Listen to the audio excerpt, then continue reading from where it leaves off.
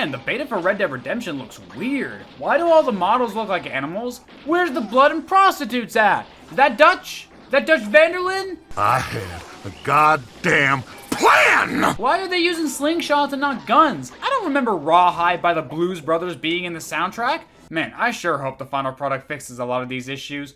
Well, at least it's pretty already. You knew I had to make a Red Dead Redemption joke in this video somewhere. Donald Virgil Bluth had nothing to do with this movie. Yeah, we're borderline done talking about him and Gary. The only relation that he has with Fievel Goes West is that he made the first movie, and that's it. If you've been keeping up with this series, then you know all about Don Bluth's career at this point. He didn't like Steven Spielberg taking away some of his control from his movies, so instead of sticking with him to make movies that probably would have stayed good, or at the very least made money, instead he broke things off with Steven to go do his own thing. So Steven, wanting to continue making animated movies himself, decided, you know what? Screw it. I'll make an animation studio. I mean, if Don can do it, why can't I? What's the worst that could possibly happen?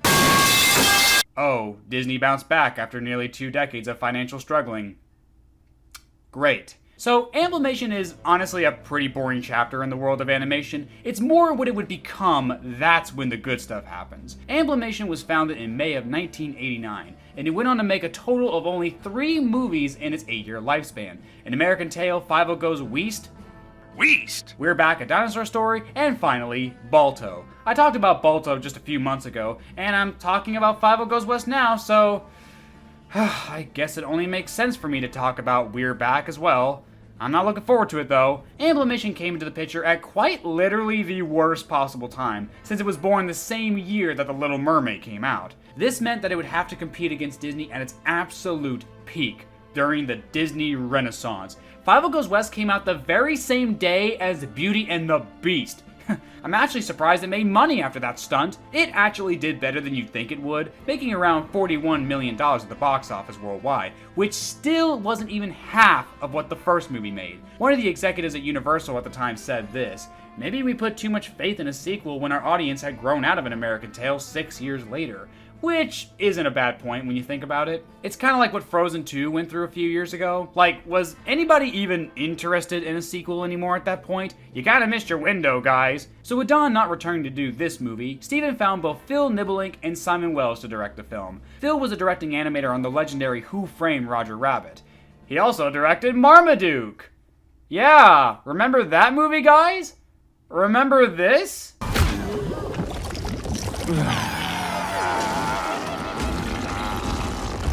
Yep, that was a thing that happened.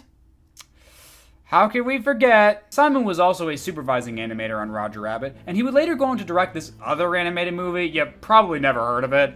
It was called, The Prince of Motherfucking Goddamn Ultra Incredible Amazing Egypt. Fun fact, that's what he wanted to call it, but DreamWorks said no, which is bullshit if you ask me. I remember watching Fievel Goes West when I was a kid, and I remember really liking it. But this isn't the first time I've watched a movie and liked it as a kid, only to not like it later as an adult, so a part of me was a little nervous to revisit it, especially since it's obviously not trying to keep with the same tone that the first movie had.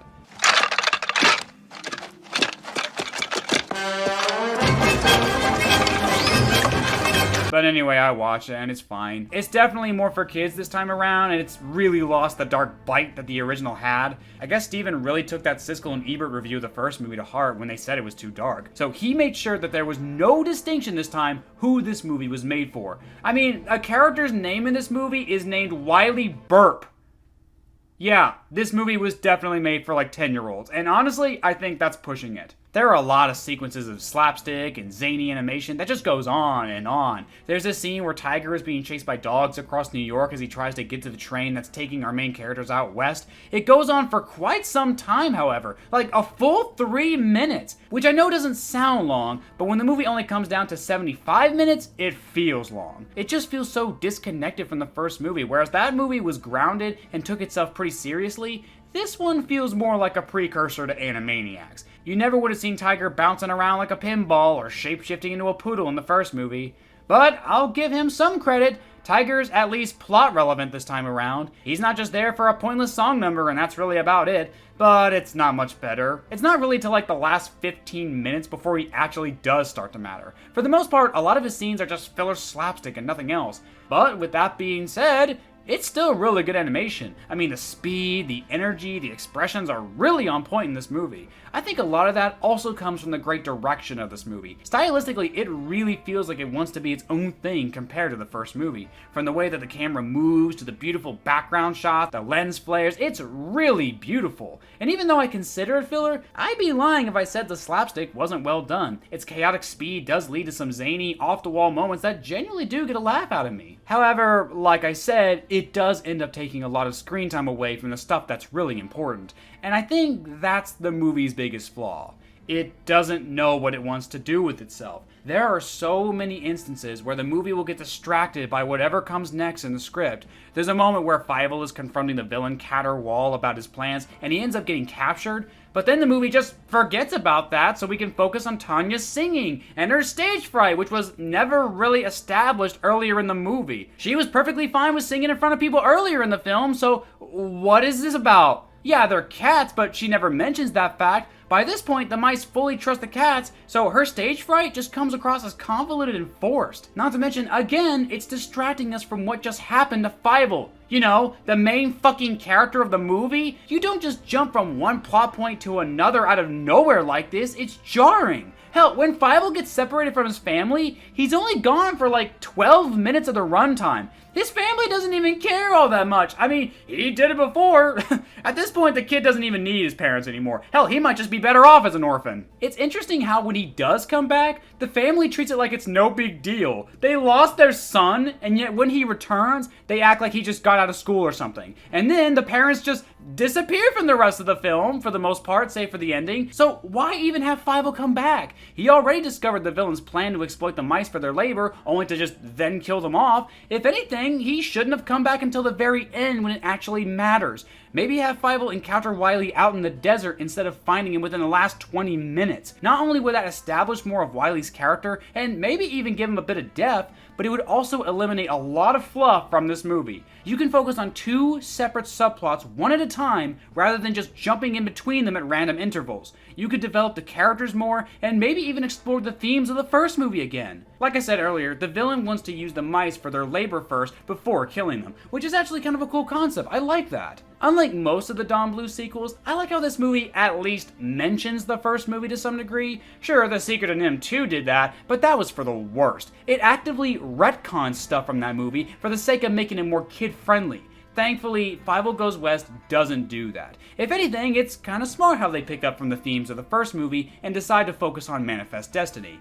You know, the whole white people traveling west in order to find opportunity and at the same time also murder off all the Native Americans unless they assimilate to Christianity.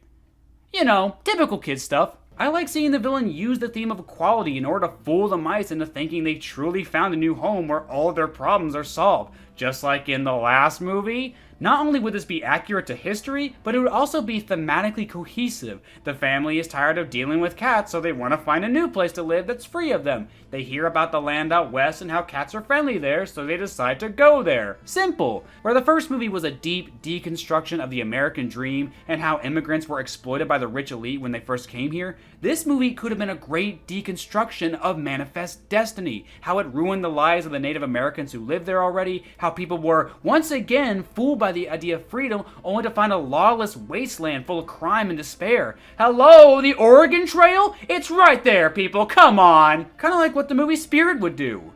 No, the real Spirit. There you go. But as it is, the themes are there, and they are interesting, but the movie sadly doesn't do anything with them. It doesn't really deconstruct or add any commentary onto it. It's brought up every once in a while, but it just feels more like window dressing. A vague attempt at trying to advance the themes of the first movie without really doing it. And again, a lot of the reason why it feels this way is because the movie is just so easily distracted and the pacing is shit. Why do the mice believe in Caterwall so easily? After all the PTSD they suffered, you figured they'd be a little harder to convince. Or, at the very least, be skeptical the whole time. Also, how do they not know they're sitting in a giant fucking mousetrap? Are they just stupid? Have they never seen a mousetrap before? The mice are complete idiots in this movie. Just straight up imbeciles. I can see why Tony ain't in this movie. He knew this community was doomed and got out ASAP. He does have a cameo in this movie. Apparently he and Bridget got together and even had a kid.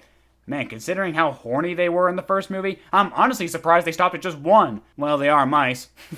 Maybe Bridget ate the rest. Interesting fun fact, by the way, the real reason why Tony isn't in this movie is because the voice actress for him, Pat Music, had a new daughter to take care of. And also fun fact, the daughter of Pat Music is Mae Whitman, the voice actress of Katara, Heather, and Amity. Huh.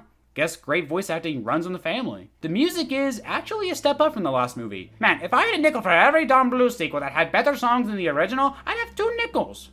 I made this joke before, so I'm not sure why I'm making it again. Way Out West is just a discount No Cats in America, and if you know my thoughts on No Cats in America, then you already know I'm not a fan of that song. For some reason, they included Rawhide from the Blues Brothers in this movie? It's a good song, sure, but it's so out of nowhere, and for a movie that is a musical with original song numbers, it's a little weird to suddenly have this show up. Dreams to Dream is actually a very beautiful song, sung wonderfully by Kathy Cavadini, who, by the way, voiced Blossom in the Powerpuff Girls. And guys, they did not have to go so hard on The Girl You Left Behind. Like, holy crap, this song fucks. It's so good. Just so lively and energetic. I just wish there wasn't all this chaotic shit going on over top of it. It's honestly pretty annoying to have this awesome song playing, and yet these stupid shenanigans drown it out. God, it's like Rockadoodle all over again. Speaking of the songs, can we talk about how in the opening Tanya was singing Somewhere Out There and people were throwing food at her telling her to shut up? This could just be a me thing, but did anyone else get the vibe that that was a middle finger to Dawn for leaving? They just disrespected the best song from the first movie for no good reason. I just thought that was interesting. Overall, Fievel Goes West is fine. I know I've been really hard on it, and I would dare go out on a limb and say it's not a good movie. What did you say? It's just too disjointed, confused, and chaotic for my liking. The animation and music is really good, but its story, themes, and characters are just so paper thin. I honestly don't care for Tiger's girlfriend or this annoying-ass spider or these fucking racist-ass Native Americans. Yeah, I bet you thought I forgot about that. I guess John Cleese did a good job as the villain. I hope it was worth trading Cogsworth for. In the end, it's a pretty harmless kids film, save for the racism, of course. When you take it for what it is, I think kids will enjoy it fine. It's like a 6 out of 10 at its best, 4 out of 10 at its worst, but as a sequel to a Don Bluth film, admittedly, it could have been way worse. It has its moments here and there, but easily the best moment of the film is when it ends. And I don't mean that as a joke, I genuinely mean that. That scene with Fievel and Wiley watching the sunset and Wiley's words to end the movie, it's made even stronger when you take into account that this was legendary actor Jimmy Stewart's final role before he died. They're genuinely very nice words to go out on. Sure, the character wasn't all that great, but it was a very nice send-off to a legendary actor who gave such a great voice performance when he didn't really have to. I hope you all enjoyed the video. Be sure to like and subscribe and all that crap. I just want to let you all know this last year has just been one of my all-time best. You guys changed my life, and for that I owe you some thanks. Just remember, everyone, one man's video is another man's joy. I don't know what's out there beyond 30,000 subscribers, but if we ride yonder, head up, eyes steady, heart open, I think that one day we'll find a movie that we can truly enjoy.